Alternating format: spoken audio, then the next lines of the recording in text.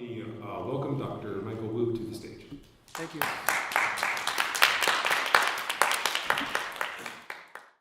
So in the interest of time, I'm just going to go really quick. This is sort of the agenda that I have prepared. I'm going to talk a little bit about social media and behavior. And so there's actually, despite the number of social media channels out there, there's actually two types of social media. And they're basically social networks and communities, okay? And the difference between these two types of social media is what holds this group of people together. Right? What holds social network together is basically pre-existing interpersonal relationship.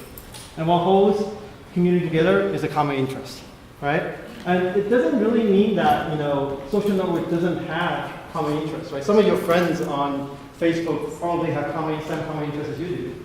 But if they don't have the same common interests as you do, are you going to unfriend them? Probably not, right? Because that's not what holds you together, right? What holds together is the friendship, is the relationship. So you may have common interests, and community on the other hand, just the reverse, right? So you may have a relationship. I mean, all of us here is one big community. Some of us know each other for a long time, and some of you, we just met, right? So we don't have any existing relationship. So examples of social networks, you probably know a lot of these, right? And community, most of you probably think of these as just social media, but YouTube is actually a community centered around videos, right? Instagram is a community around photos, right? And so on and so forth, right? So there's actually, sociologists actually know the distinction between community and social network for a long time. And there's actually a mathematical difference between the two, okay? And that's actually the property of closure. Okay? I actually learned a lot about closure here at this conference. And so community actually satisfies transitive closure. What I mean is that, say, if John and I are in the same community and you and John live in the same community, then by definition, you and I would be in the same community. Okay? That's closure, transitive closure, right? And social network doesn't satisfy that. Okay? So it means social network is held together by connection, individually, right? So if John and I are connected, right, and you are connected to John, it doesn't necessarily mean that you and I are connected.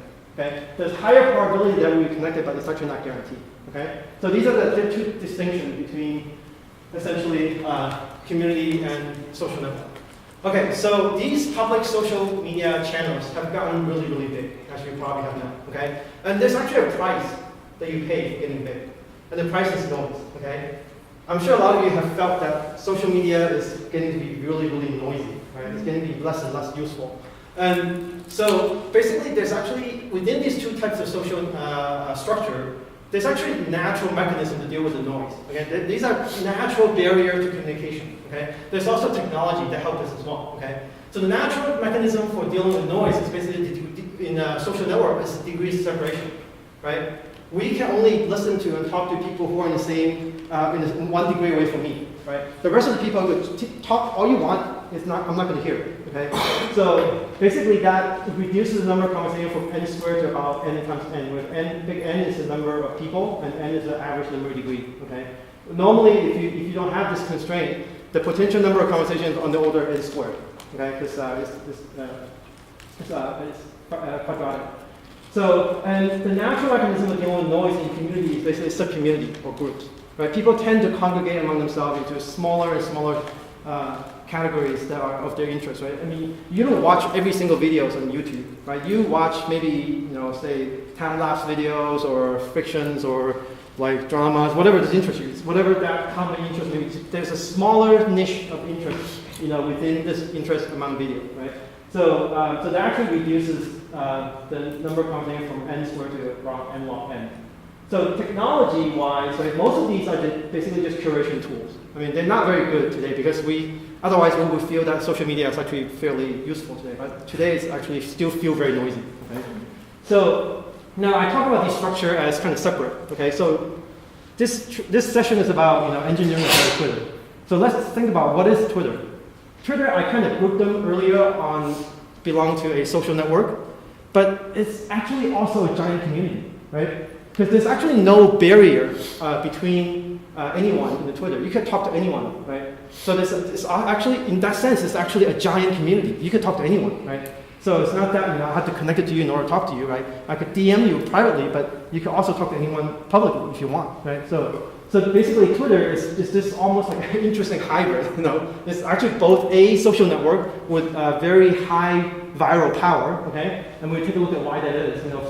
So let's take a look at social network. Why there's so much viral potential in them.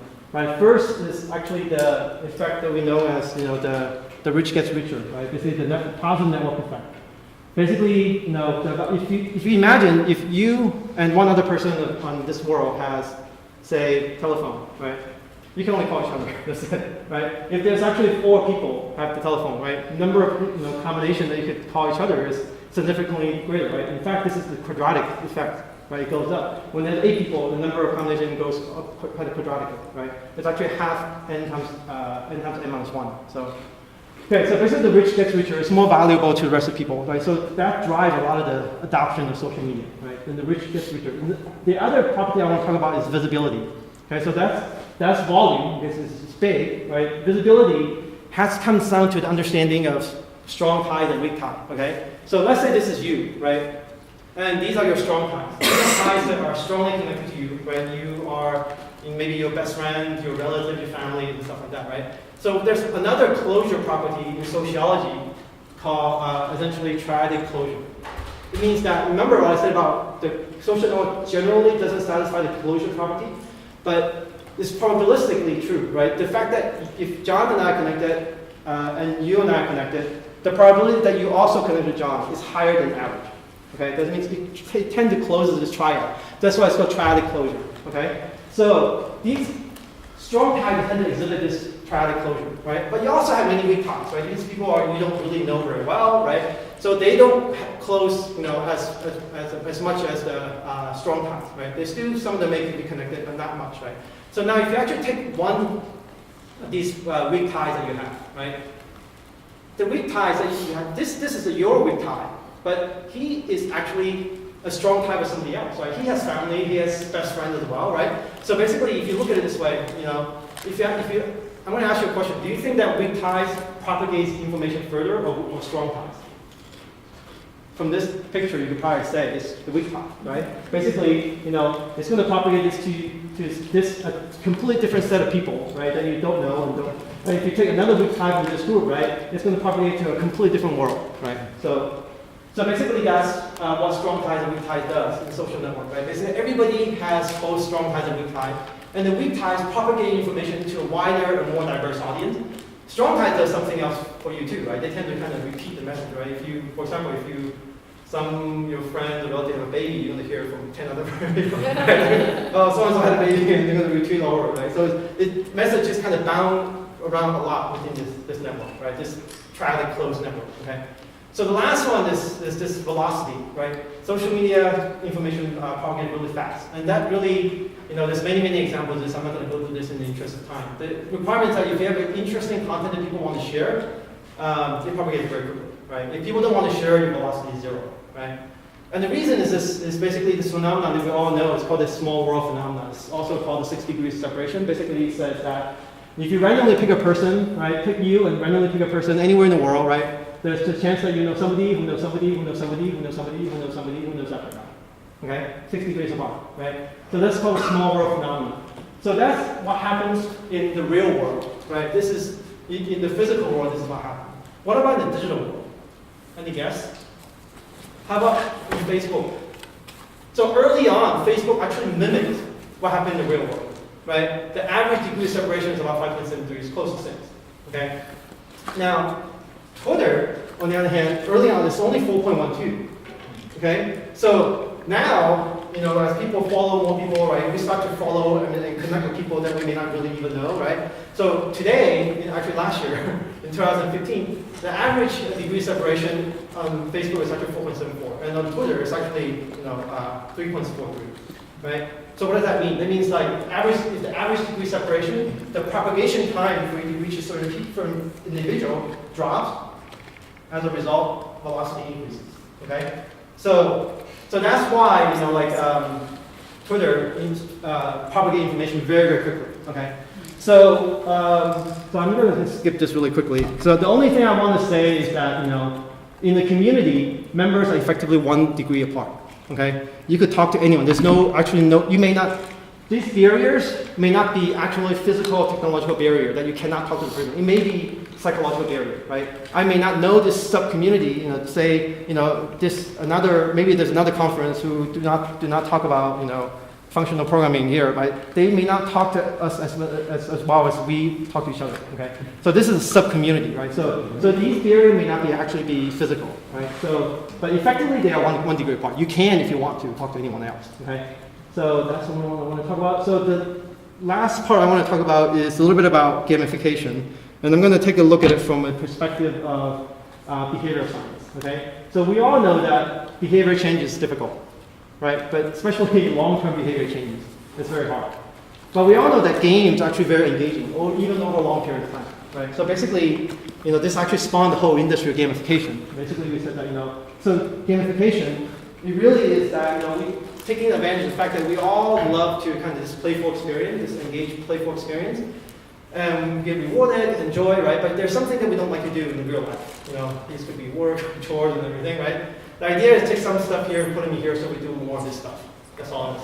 Okay? That's all gamification is, right? That's the definition. To use a game element to drive game-like player behavior in non-game context with predictability, right? Predictability is what makes the industry so excited about this. That means we can actually program a user, right, to exhibit a certain behavior almost in some way, right? It's kind of scary in some sense, okay? So I'm going to take a look at gamification from a slightly different lens than most people in the industry does.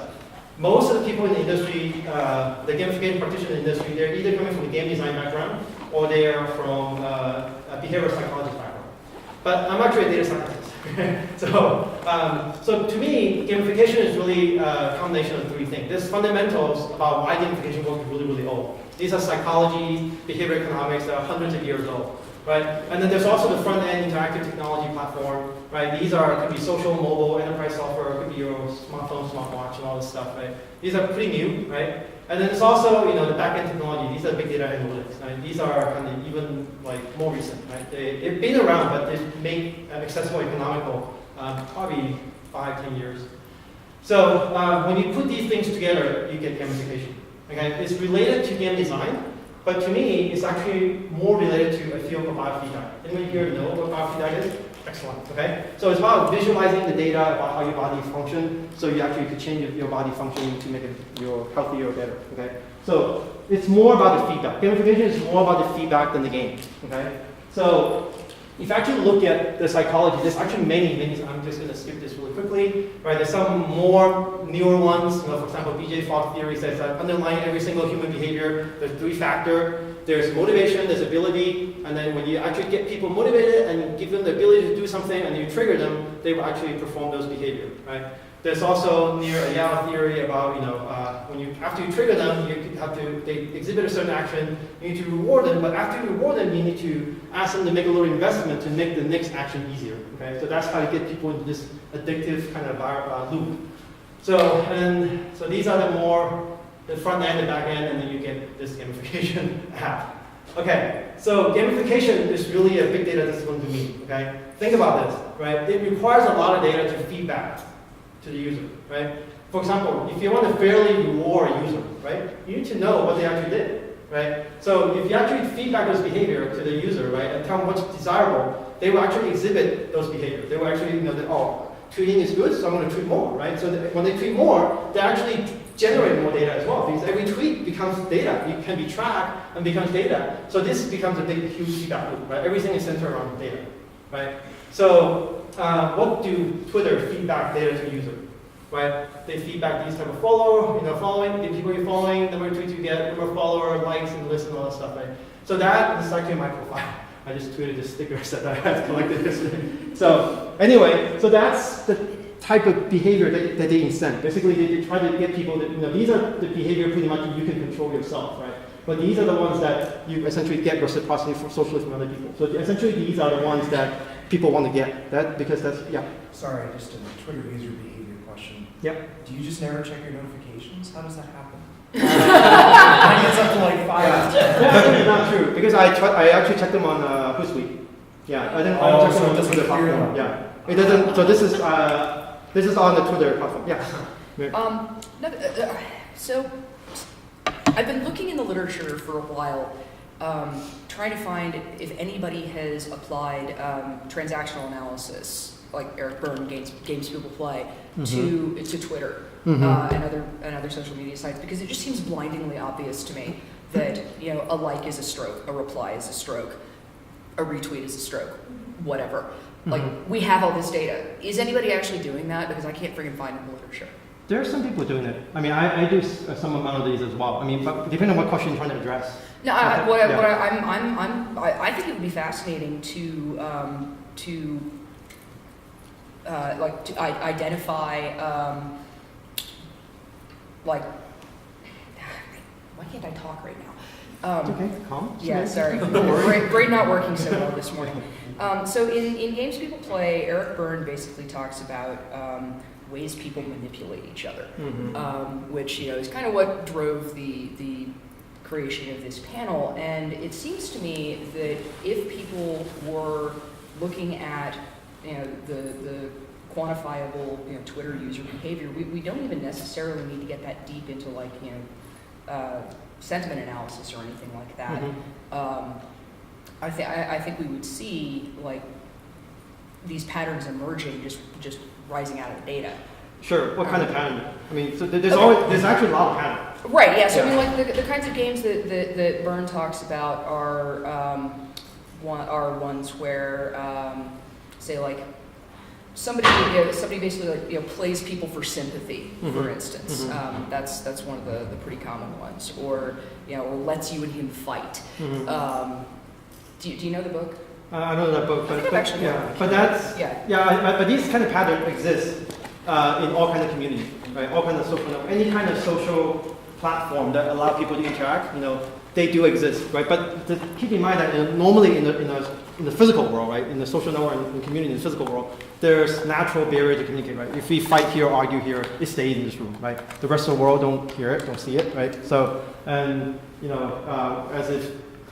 So even if we talk about with our friend, we propagate this thing into our social network, right? So this is a community, right? It can actually information can actually leak through this community through our social network, but they don't typically propagate very far because our interest is very may not be exactly the same, right? So that's the thing, right? So in this social media network, social media platform, right? Especially with Twitter, who's both a social network, has extremely high viral power and also a giant kind of community, right? That makes it really, really kind of dangerous, right? Because anything you say could be potentially go really quickly and just spun out of control.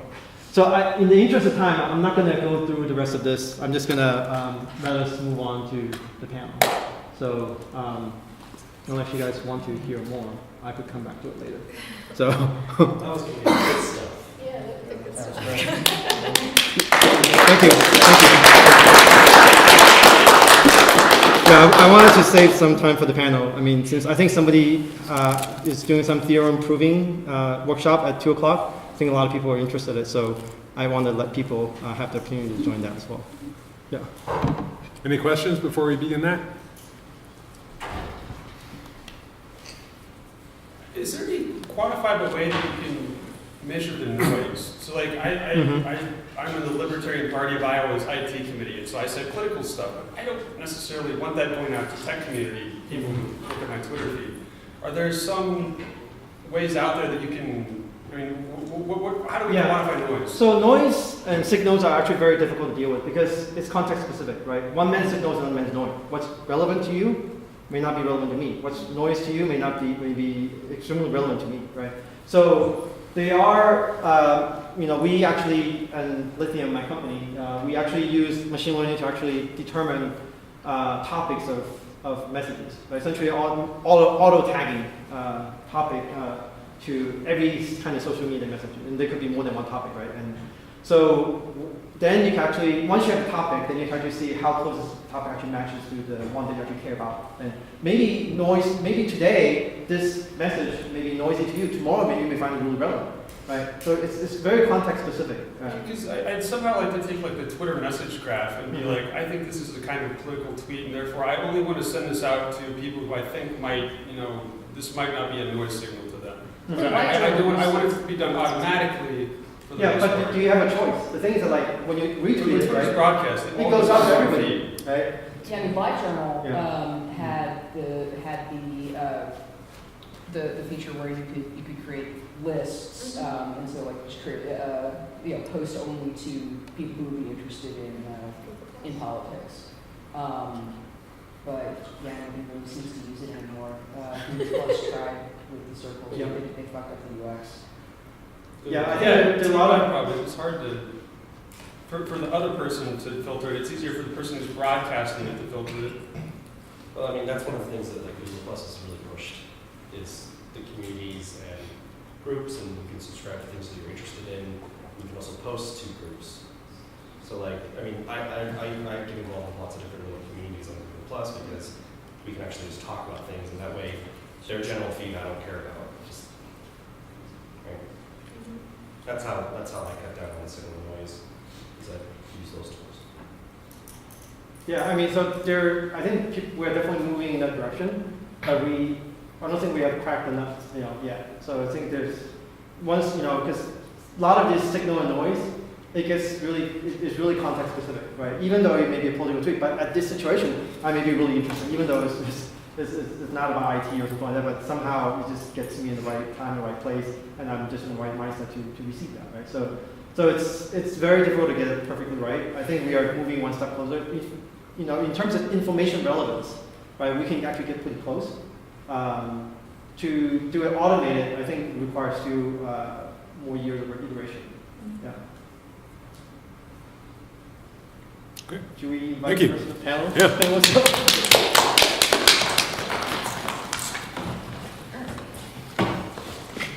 You want a mic or just project? There's a mic here. There's a mic. Yes.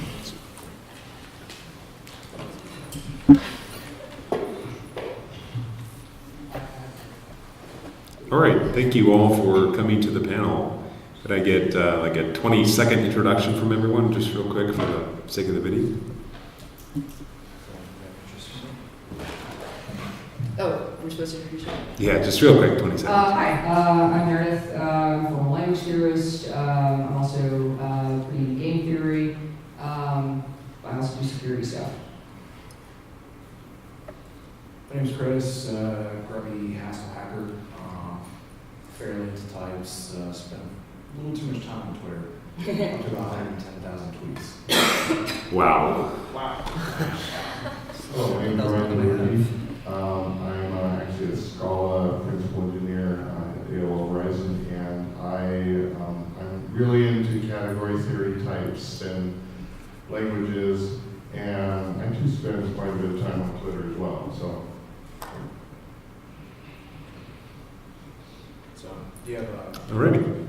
So for my first question, I just want to provide a little bit of context. Most of us are here probably because we've seen things on Twitter, behavior, like people being mean to one another, people attacking one another, a lack of rationality in the arguments presented in Twitter.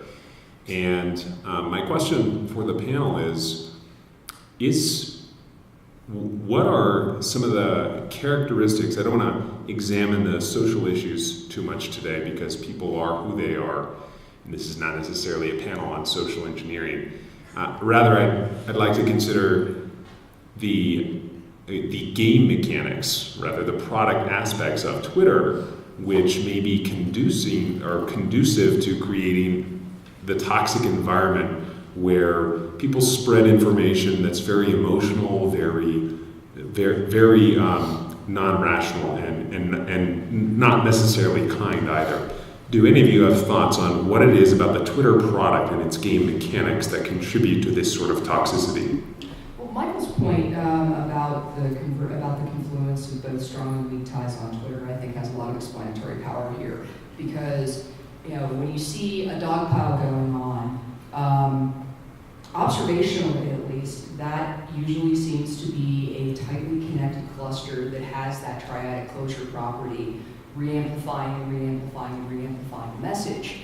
But then you also do sometimes see those messages jump in clusters as well. I mean, that comports with the patterns I've seen both in the reaction to the schedule announcement, but also in other previous controversies as well. I think part of it is that people tend interests, and that's why when Michael Sly first showed Twitter being in the social network category, I was actually a bit surprised because my experience with Twitter certainly is like a community clustered by interests, and of course he will reveal for that later. But I think part of what I'm true is that for a lot of people, the only real interest they can talk about with anybody else is politics. And political Twitter seems to get in this cycle of, that dopamine burst. Yeah, I hate that guy for 5 minutes of hate. Except it's like an addictive cycle, like Michael was talking about. I mean, they're doing it multiple times a day, all the time. And then the moment they get an opportunity to participate in going after the bad guy, I mean, all self-control has been eroded by that. Yeah, I mean, it kind of makes me want to take people aside and suggest meth might be a healthier way to get your dopamine fix. Thanks. Yeah, and I think also another part of it also is just the fact that, I mean, we have a 140 character limit, so people try to condense their ideas down to small bite, down to its smallest, the smallest elements, and you lose a lot of context there, and you can see people sort of exploit that, and they might make a comment on an issue without addressing it directly, but there's an innuendo in there that said, okay, yeah, we know what he's talking about, and what ends up happening is that sort of creates this connection here, so that people can actually, say some pretty bad things, and there's no real accountability there because, well, they didn't say directly what it was, but everybody assumed it was. So with respect to, 140 character, I think in terms of to address your question on product feature, right?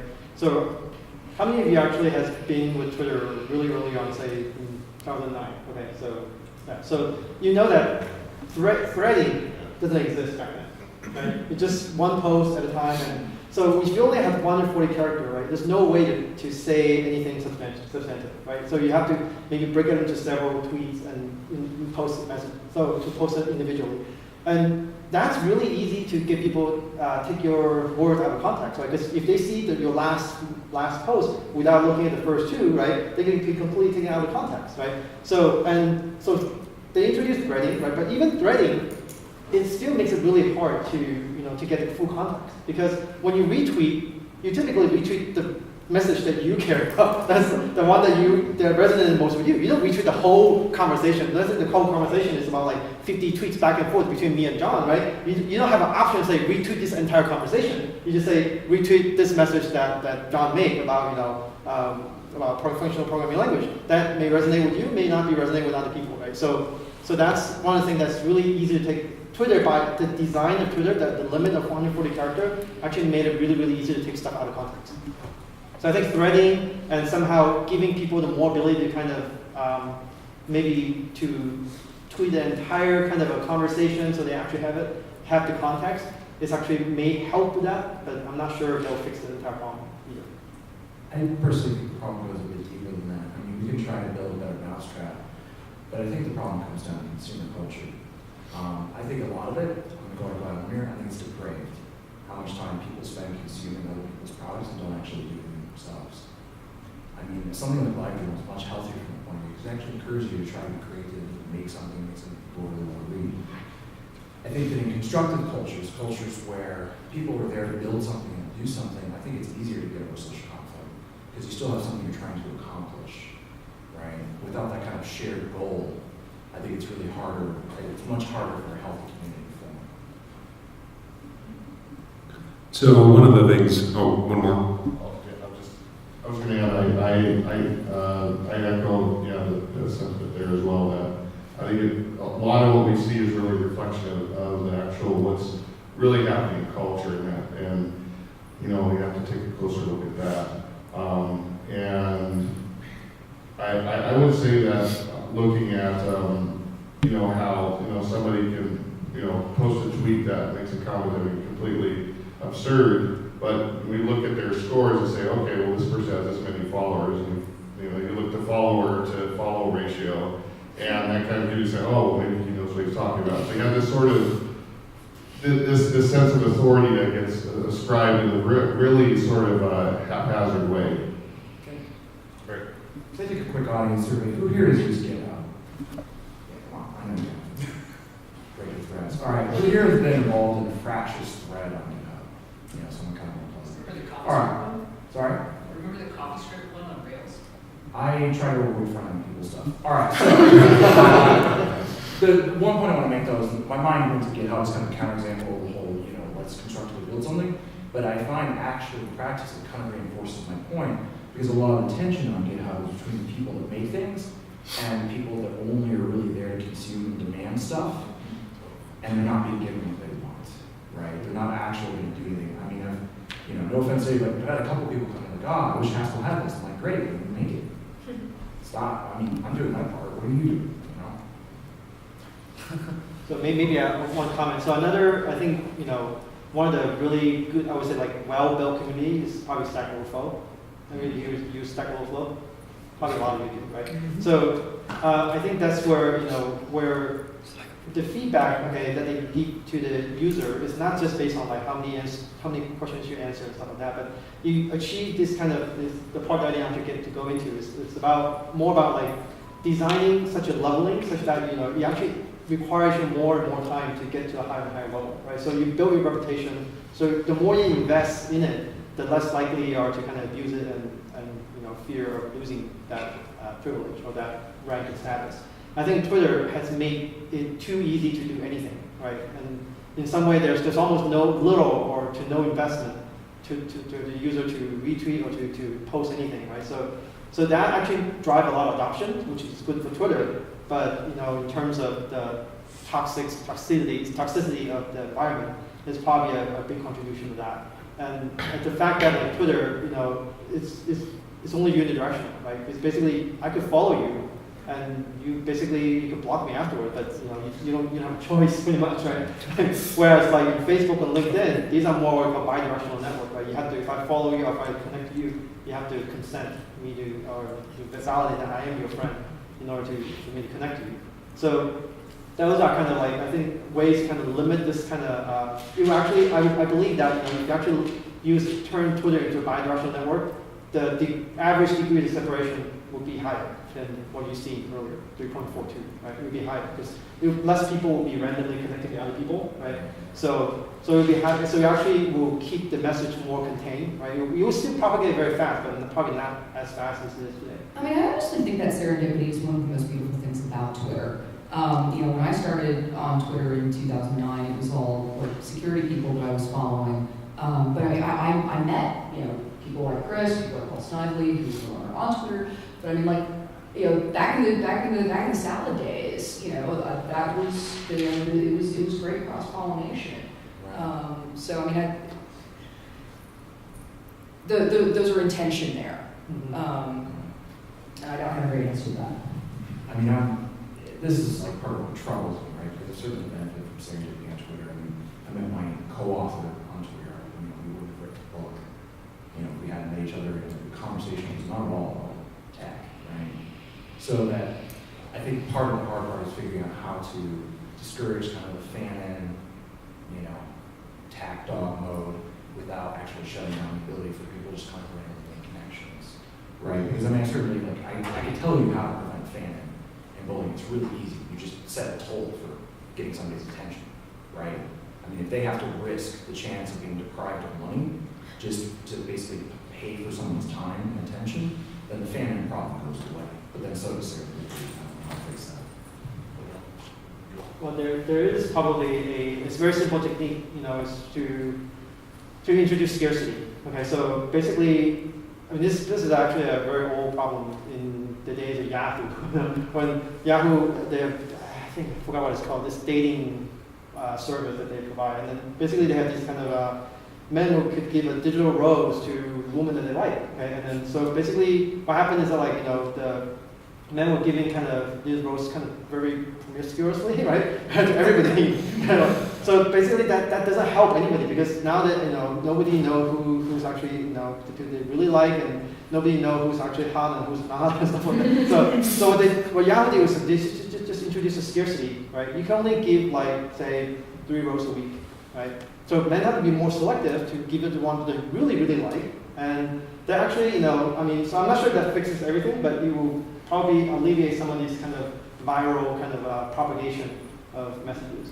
So for example, if there were a limit on how many times you could retweet something, Yes. or how many times you could interrupt someone who's not following you, or so. Something like that, yeah. I mean, there is actually a rate limit on Twitter, even with a web client. I know people who, like, will they do, like, you know, news-related stuff, like when something is breaking, they'll be, like, reporting and retweeting a lot, and sometimes they hit the cap. But maybe that needs to come down. I don't doubt that, Chris. One of them called it the salad days, because the one time I hit the Twitter daily tweet cap, it's because I was in this really weird long joke thread about salads. Okay, so one of the things that I know has been studied is the fact that the further you get people away from real money, the more they spend. So they don't want to spend the cash, but you put it on a debit card, they'll spend a little more. Put it on a credit card, they'll spend a little more. Put it on paper money, which is like purchased with a credit card, and they'll spend even more. It seems like maybe to some degree there is, on Twitter especially, people behave towards other people in a way they would never, ever, ever behave because they're so far removed away from them. They're anonymous in many cases, and even when they're not anonymous, they'll probably never run into that person in real life. So is that something that we can fix, or is that just something that we have to live with, the fact that we're so distant from these people, it's so easy to say things to them that we would never say in real life?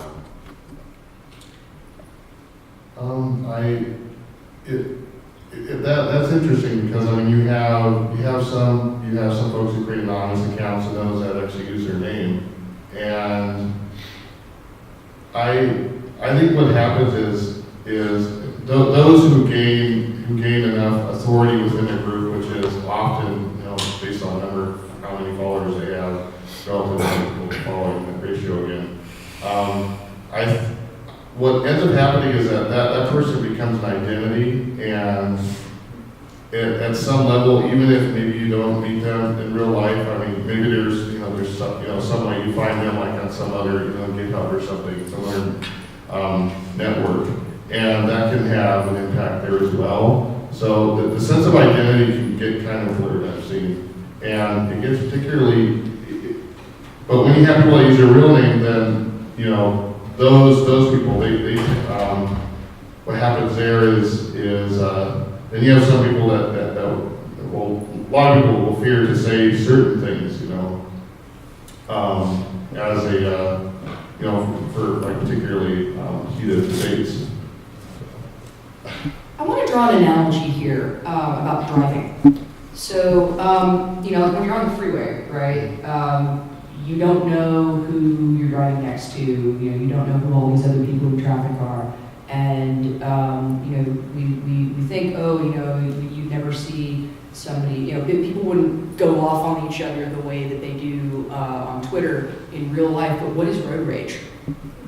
And I don't know that there's necessarily any way to modify that behavior internally, I guess, because,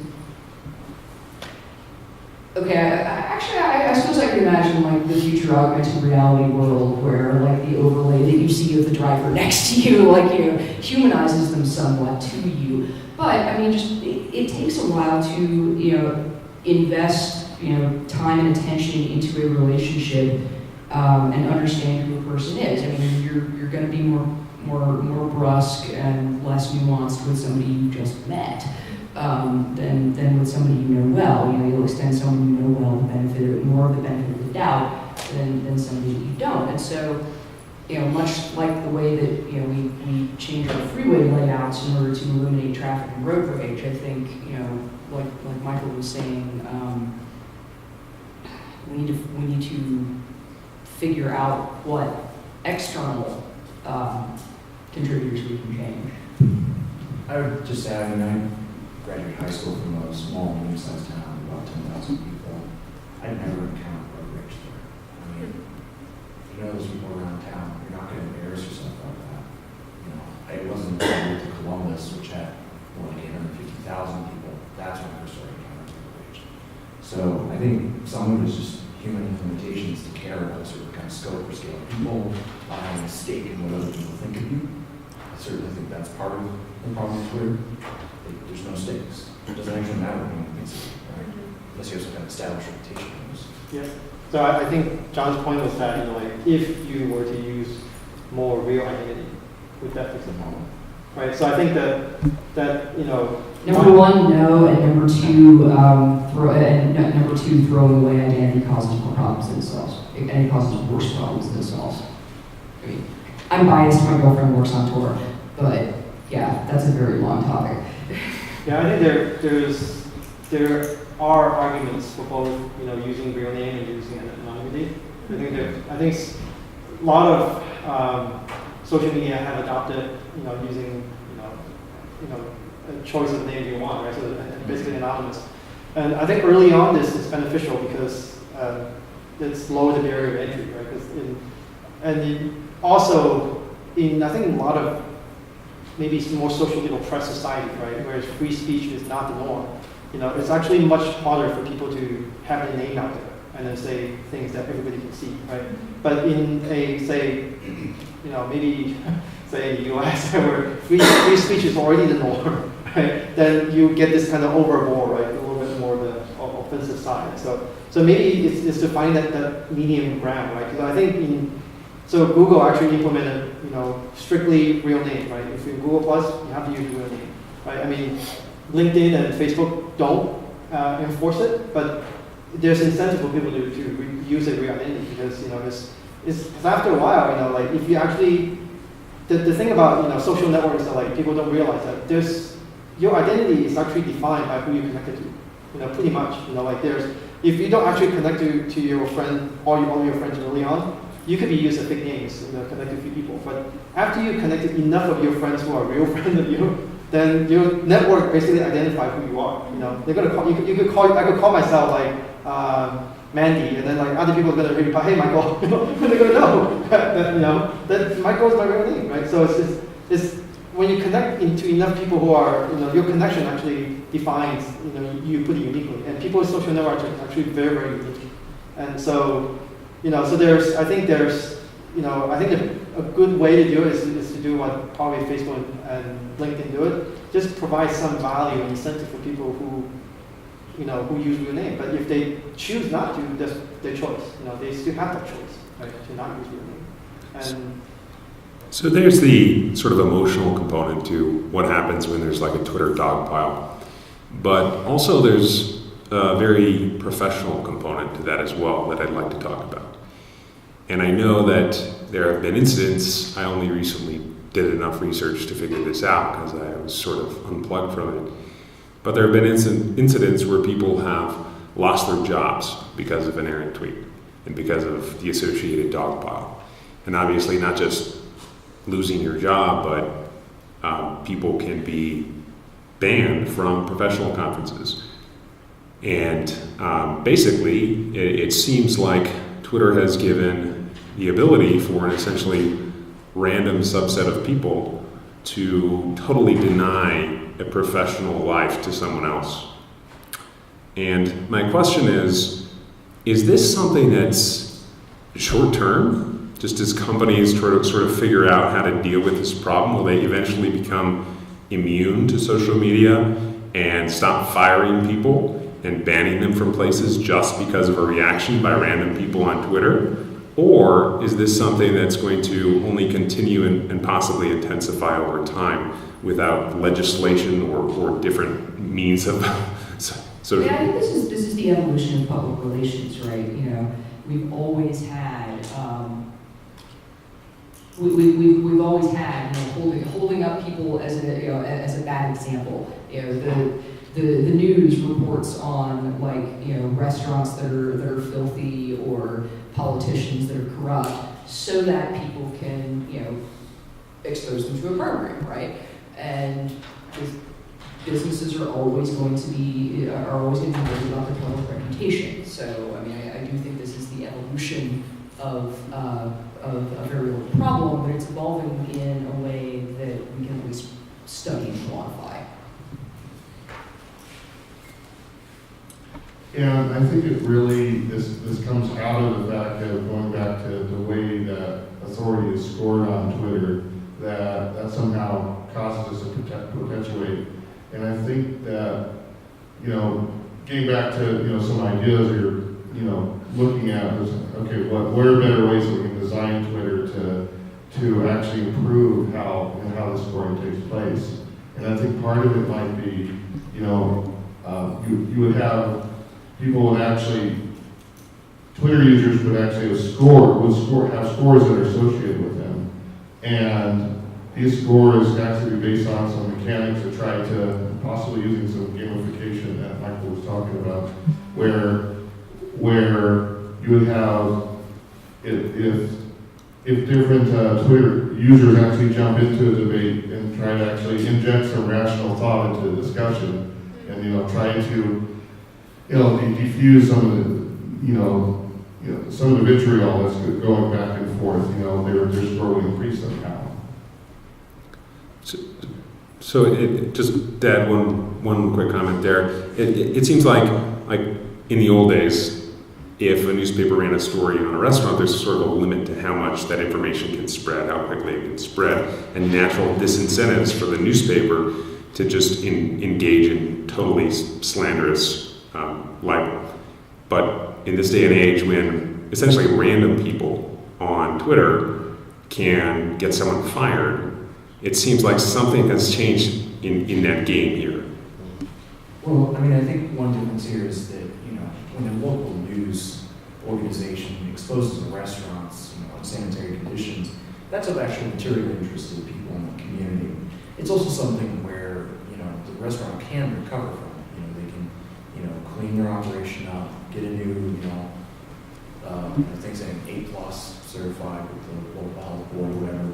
But, there's this disconnection of relevance and material importance. Both of those are gone, right? It doesn't matter if somebody believes something about you, you're never going to beat them and they have no power over you, right?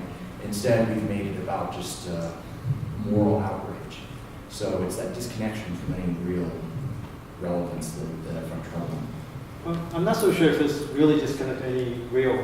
So I think some people, granted, some people are very irrational, but I think when people do say something about certain employee, maybe, has some misconduct or something, he may have seen something, right? I guess the thing is, people should just, look at that as one data point. It's one more data point, and people should just do their due diligence and investigate and see what's real and what's not real. But that can actually be really hard, though. Because when the target of the 2-minute tape is in sight, people how do you tell whether somebody is airing a grievance that they actually experienced or signal boosting for because they believe they have some moral obligation to, or simply for the dopamine burst?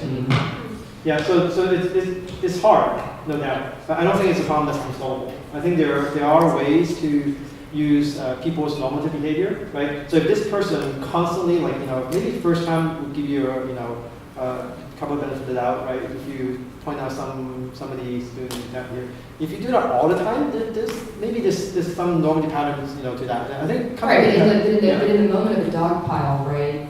You've got 50 different people tweeting at you. You don't really have time to go and look at their timelines and say, okay, are these people usually reasonable people and now they're jumping on me, or are they just always jumping on everybody? Yeah. So I think that in real time it may be difficult, but I think with the company firing a person, they need to investigate them. Right? That's something that they could do. They could certainly say, okay, we heard you. This is certainly bad, but bad PR for us as well. We're going to investigate, see what's going on. Right? But how much time do companies realistically have to do that? Because let's think back to PyCon a couple of years ago, right? A couple of SendGrid employees got canned for making jokes that offended somebody, and she took a picture of them and tweeted it. It was less than 48 hours before all 3 of them were fired. And Companies should be doing it, but it doesn't seem like they are. I'm sorry? It doesn't seem like companies are allowing time, like Michael suggested. Yeah, I don't think they are, because people just keep screaming. We all saw just that it it was weeks of just constant snark and lies about Chris and Julie, about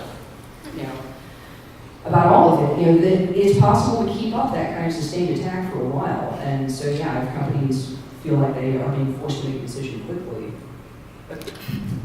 We're about to run out of time. Oh, I think we have one quick question. Yeah, so I think actually, in a weird sort of way, would like to get your opinion on this. The 140 character limit, by removing the possibility of adding optional context, do you think it forces people to kind of register down into a more emotional, like, medic attack on, like... Okay, well, here's the question. So they're asking if the removal of 140 character limit and having some more context will bring people, maybe down a notch, maybe a little more rational. Yeah. My answer to that is no, because the drama that was directed at Chris and Julie was triggered by a blog post with a lot of context and intent you could have inferred from. Nobody cared. It didn't matter. So that's Although I would point out, it seems like comments on blogs were almost universally more rational and more well thought, and did not reflect at all, to the smallest degree, what was happening on Twitter. Yeah, so I think that there is a reason for that. The reason for that is, so I want to be aware of time, now it's 2 o'clock. Yeah. Maybe really quickly answer this, is that like, one of the things about like Twitter is that like they're not very persistent, right? Once you tweet something, they get pushed downstream, and then after a while, it's kind of pretty much disappear, right? You're never going to see it again. But with blogs and stuff, like, they persist, right? You can actually go back to that conversation, or you could even Google search for it, and you'll be there, and you'll be there pretty much forever, right? So that persistentness kind of, makes it people have more, probably will get people to think deeper into what they want to say. And the fact that, it's so transient on Twitter, right? Where it's like, I can say whatever I want right here, and then none of it's going to go out and talk about it, it's going to disappear. If nobody's recording this, I can say whatever I want, right? It's that kind of mentality. Real quick, I think some of the panelists here are going to split, but I think definitely at least 1 or 2 people here have some more questions for Michael. So how about we give you the floor? Sure, yeah. Yeah, that sounds good. Okay, let's just give a round of applause for our other panelists.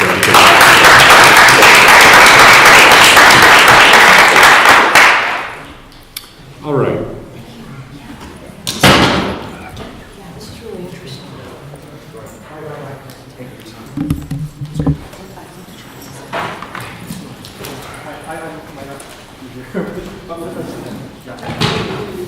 I'm actually leaving my flight is soon. Okay. Yeah. All right. I will be there. Yeah, and on LinkedIn. Yes. Okay. Cool. Okay. I will get you to the LinkedIn from Thank you very much. Are there any more questions? Yeah. Yes, there is questions. I have one, yeah. So, just kind of, this didn't occur to me until the panel, actually. You guys started talking about the flame war nature of Twitter. I mean, really heated arguments. So I'm curious if you think that the hybridized nature of Twitter, having, being a community and a social network. Yeah. I'm curious if that contributes to that really heated nature. Do you think that? Does that make sense? Yeah. Well, the viral nature of Twitter makes it spread fast, right? So the social network property makes it spread really fast. And the fact that you can pretty much talk to anyone you want makes it really easy to kind of, get information to. So I'm not sure that contributed to the emotional aspect of it, but I think the fact, that may be a byproduct of that, right? The fact that many people jump on and stuff like that makes you more wanted to voice your opinion. That, God, this guy is being attacked so badly, I gotta make my voice as well. So that may be a byproduct of that, I think, One thing that's, I don't remember where this was from. Someone gave a talk on this, but they're talking about how, and this was related to the media, how we have a really polarized, very liberal side of the media, and you have Fox News, which is very conservative. Mm-hmm. And because people are able to tune into just one aspect of the media, they get this echo effect where you just hear the same voice over and over again. So these opinions are really polarized. And I feel like the same thing could be happening with Twitter, where you have these really small joined communities. So these voices echoing here really loud, and you have these it's infighting, or no, not infighting. You have fighting between the communities. Yeah. I mean, there's certainly it happens. I think all these things happen in both Twitter and LinkedIn. These kind of debate, it happens. Anything that you see in real life have a digital version of it. Just that in the digital version of it, it probably happens, probably up in one or two orders of magnitude faster or stuff like that, because things just spread so much faster, on those media.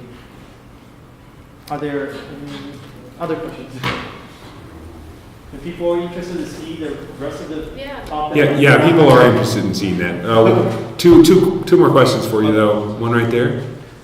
Yeah, I don't know to what extent this is relevant. I'm just curious if you think that Twitter's business model itself somehow contributes to the problem, because they don't have an interest in anything other than people being engaged, whether that's perceived by any of us as positive or negative engagement. I would argue the toxicity of Twitter hurts their engagement, long-term engagement.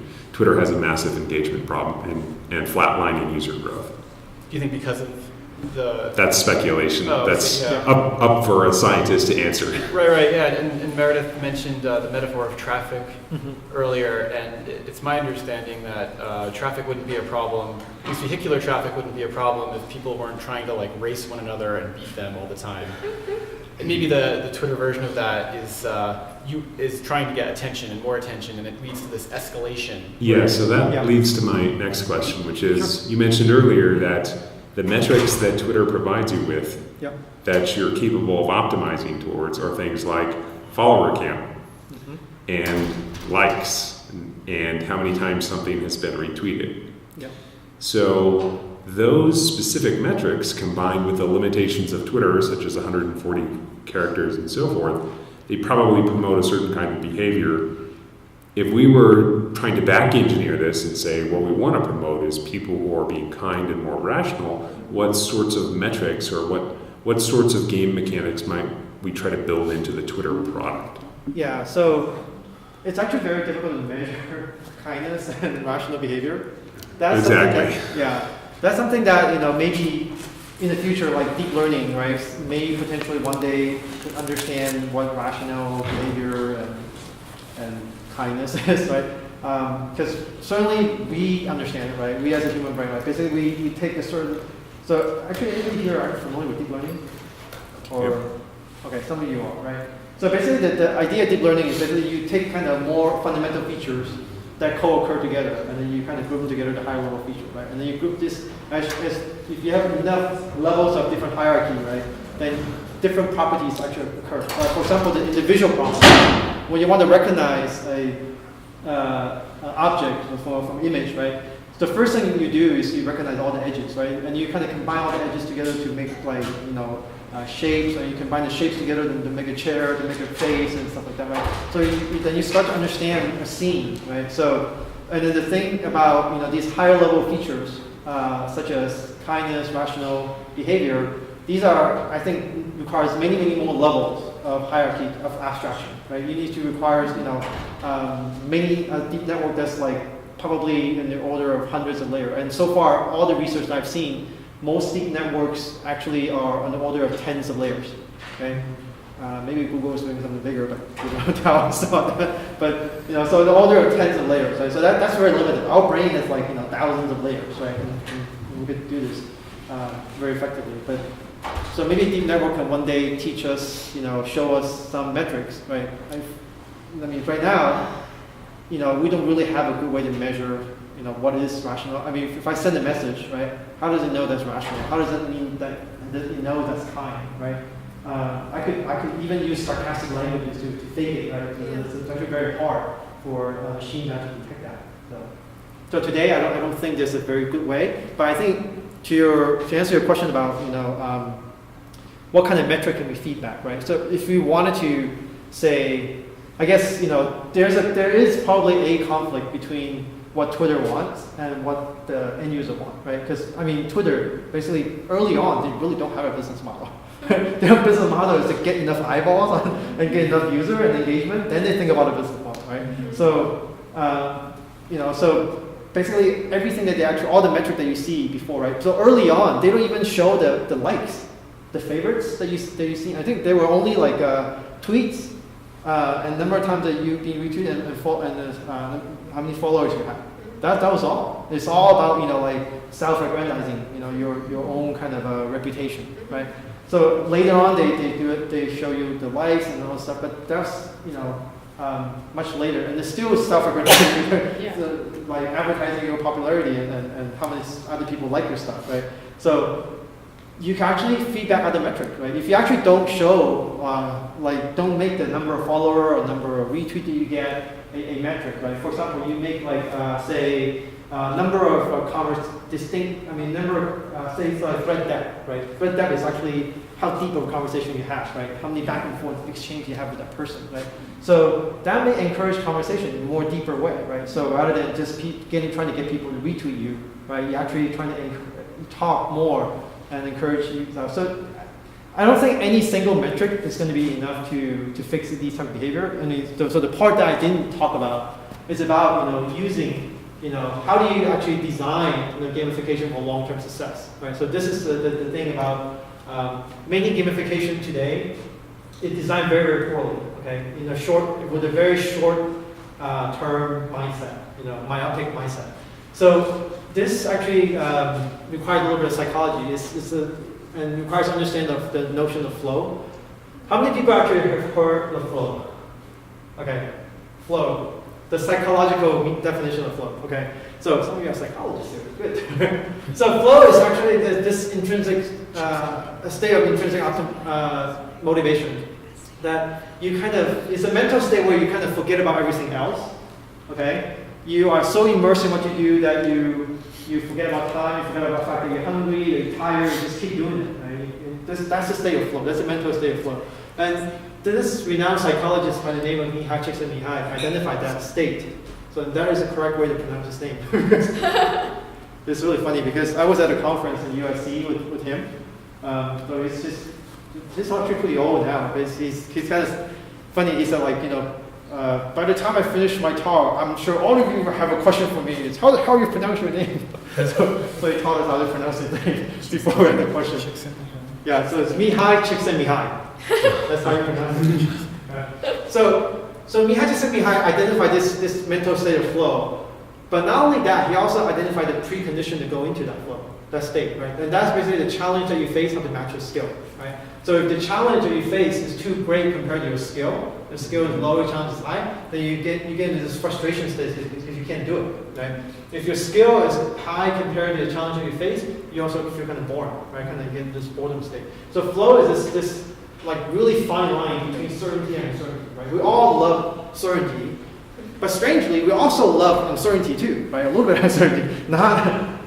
So we love this to be in this state of control, but if we have so much control that we could do everything with our eyes closed, then it's boring, right? And we like to be challenged, but if it's too challenging, too difficult, then we can't do it, then we also feel frustrated, right? Then just worry and anxiety, right? So what people often don't understand is people's skill and ability is not a static thing. It changes over time. Okay? So even if you are in the state of flow, right, over time you eventually get into this boredom state because we learn, right? We get better at what we do, right? So we eventually move into this state. So you may say, well, to fix this problem is really easy, right? Basically, you have to give them a task that's more difficult, then you move them back into the state of flow, right? But in real life, it's actually very hard to find a task that's just hard enough to move you back, right? If you do a good job, your boss may tell you, say, do the same thing again, right? So that's the same thing. It's still going to be too easy, too boring, right? And your boss may say hey, why don't we scale this to, the 5 country nearby, right? And you say, oh, that's a little bit too hard, right? So if it's a little bit too hard, it's okay, right? That means you have a shallow learning curve. You have to acquire a little bit more skill and ability, and you move back into flow, right? But if your boss is one of those, guys who's kind of say, okay, let's dream big and let's now take over the world and implement this for the entire world, right? Then this is very hard. This is way too hard, right? That means you have a very steep learning curve, and it takes you a long time to move back into this state of flow. Okay? So that's how flow works. There's actually one industry that has mastered getting people into this state of flow. Any guess what the industry is? Computer science. Huh? Computer science. What? Computer science. Computer science. Not quite. Any guess? No guess. Okay. It's the gaming industry. Okay? Gaming industry. Oh, yeah. Right? So good games are designed to maximize flow. How do you think they do that? They basically do it by this zigzag along this flow zone, right? But how do you achieve that? Right? Think about what the game designer must do to achieve that. the game designer have to design essentially these levels of difficulty in a very, very specific way, right? And that specific way is this. It's basically that every next step the player takes have to be a baby step relative to the ability they already acquired. Okay, that relative to the ability they acquire is the key. That's the key. Okay, so it's not that every step has to be a baby step. If every step is a baby step, what will happen? You get it worked out. Okay, so let me illustrate what that means. Right, so like you can see that the skill gap here gets bigger and bigger. Right, so this step here may be a really, really big step, right? But relative to the skill that you already acquired, which is here, this, even though it's a big step, is a baby step relative to this. Right? That's the key. Like if you don't understand this, then let me illustrate this with an example. Right? So this is Angry Bird level 100. Right? If you have not played Angry Bird level 1 to level 99, this will not be possible to you. Like how do you even solve this, right? But on the other hand, if you have played level 1 to level 99, this exact same level, nothing has changed. Exactly the same level will all of a sudden look very easy. Why? Because when you play level 1 to level 99, you learn how to play the game better, right? You acquire skill, right? So relative to the skill you already acquire, while playing level 1 to 99, this is a baby step. And that's why you feel you want to continue to play it, okay? So this is how game designers design games that are addictive and get people to kind of engage, right, over a long period of time. So today there's actually, so that's how game designers design addictive games. So how do you actually apply this gamification in a more effective way, right? So today there's actually a lot of different gamification tools out there. There's like, hundreds and thousands of tools, right? I kind of highlighted 7 here. But every single gamification tool has one thing in common, is that they all have feedback. Right? The feedback, like I said, gamification is more about the feedback in the game. It's about feedback to the user, okay? So every one of these tools have a characteristic feedback time scale. It's how quickly, essentially, if you arrange these tools according to how quickly they feedback to the user, according to this feedback time scale, then you get a spectrum, right? A spectrum of tools. Basically, every gamification tool fits somewhere along this spectrum, right? You just look at how quickly they feedback to the user, and then either feedback immediately or weeks, quarter, month, right? So on and so forth, right? So basically, this is how you design gamification in the long run, right? Basically, you let them gain points first, right? After they get a hang of getting points, right? Then you give them some badges, right? When they get your first badge, oh cool, I'm going to do more because I just get a badge, I'm really excited, right? When they get your second badge, third badge, you may see through, right? When they get your fifth badge, you say, I'm getting a hang of it, right? When you get your 10th badge, you say, I'm really tired of this, right? Then you say, hey, you know what? Your friend Bob is actually on the leaderboard, you're not. I said, what? Bob's on the leaderboard? I'm going to do more, right? So you basically get them to play a game of successively longer and longer feedback time scale, right? Until however long the behavior you want to drive takes, right? So that's essentially how you are able to get people to kind of join the community in a really, really and exhibit, I think, good behavior, right? So let's just say this, most of the commercial user community, right? Like I said, a branded community, a customer community, right? The goal of most enterprises is drive co-creation because they have to create product and services with the brand, and the brands actually get a lot of value out of that, right? But so they all want to get here, but the thing is that if you try to get people to here immediately when they join a community, it will never happen. Right? You need to get them there slowly, get them to kind of consume, right? Just come and read, watch our video, read our blogs, right? Just watch our tweet for a little bit, right? And then give them some points and badges, right? And when they actually get a hang of it, or and it's like, by the way, you know what? You can just one click, you share this to your friend, right? If you think we realize that this video you really like, you watch it, engage with the entire video rather than just the first couple minutes, right? So why don't you share with your friend, right? So once you click share, right, then the social elements start to come in again, right? So you get them on leaderboard and trophies and stuff like that, right? So you get them to like stuff, curate stuff, and then eventually to create and co-create, right? So it's a process, right? So Stack Overflow is one of those communities that does this really, really well, right? Get people to build their reputation based on what they can contribute, right? So these stuff on the left-hand side, these points, they're very easy to gain, right? But these kind of all the way on the top of the ladder, right? These are team portable reputation, ranked team reputation. These are very difficult to gain. These actually reflects your true reputation, right? If you spend a lot of time building this thing, you're not going to risk giving up, right? So that's the key.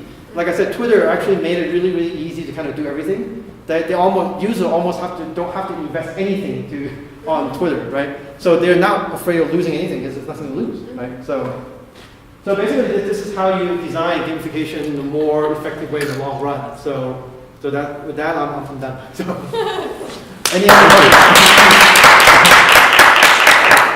Yes. How do you feel about verified accounts? Verified accounts. It's like the badge that you can't get. Yeah, so verified account has been used for celebrities and people like that. So it's a way of Twitter making sure that they're not abusing the system, right? Because you can actually create a bot that can actually tweet on some schedule. You write a quick Python script to tweet all you want, right? So it's a way for them to make sure that doesn't happen, right? Really, does it influence the network somehow? I don't think it actually influences the network that much, other than the fact that, we know that this is actually a real person tweeting. It's not really a bot or something, right? So in the social respect of it, I don't think it's influenced the dynamics that much. Well, it does give accountability to that celebrity. Yes, but granted, actually a lot of verified accounts, someone to run their account. yeah, they don't actually tweet it themselves, Yeah. right? They have other people. It has to be good. Yeah, they hire some PR specialists, right, and they have some people tweet on their behalf, right? So it's not really just themselves, right? But it just know that this account is verified, it's not a bot, right? Even though they tweet it, right? A huge amount, right? Do you think that the fact that, as John was saying earlier, a lot of businesses and companies will react to things that happen on social media, whether that's a generational thing? I know that sort of baby boomers and the older generation see social media as this silly, passe kind of, it's just where the young people go and play and whatever. But for people who are kind of Generation Y and younger, it's in your life, it's infiltrated in every corner. And it's less of a big deal. It's what you do on social media is completely separate to what you do at work. And as people kind of age up, whether that will be less of an issue. I'm not sure if it's going to be something that's completely detached from our kind of real life. Okay, so I think social media do reflect some part of our personality. It doesn't reflect every part, right? Yeah. So for example, I tweet my work on Twitter, right? But I'm also a photographer. I like to take photos of the beautiful mountains here. I'm an enthusiast, not a professional. But I only talk about photography on Google Plus, right? I only talk about that, and for Facebook, I only use it for my family stuff, right? So each network essentially reflects some part of my life, right? Yeah. But together, you may actually have a very good understanding of me, right? So I think today, the younger people, we say they growing up the digital millennials, right? They are essentially, to them, all these social media channels, it's just a way to communicate. It's just like the phone in the old days, right? Yeah. It has make no difference to them. And I would say that, the adoption of social media for the maybe elderly generation is actually higher than you thought. Surprisingly for Facebook, actually many grandmoms actually are on it, because they actually want to see their kids, right, and see their communicate with their. That's the only way I get to see my granddaughter's photo and all this stuff like that. So that's where they go, right? So if you provide a value to them, right, they will actually adopt, right? It has nothing to do with less to do with generational kind of tech savviness or something like that, right? If there is a value, people will actually learn it. It's not. I think a lot of people don't see the value, right? Instead of tweeting, right? Texting, right? I could have just called and left a message for the old people, right? If that's more familiar with them, they don't have to learn anything new, so they would just do that. But if there's some value that they can gain by doing something new, they would do it, right? Any other questions? No questions? John, any questions? No? No? Okay, then I think I'm done. Thank you. It's early.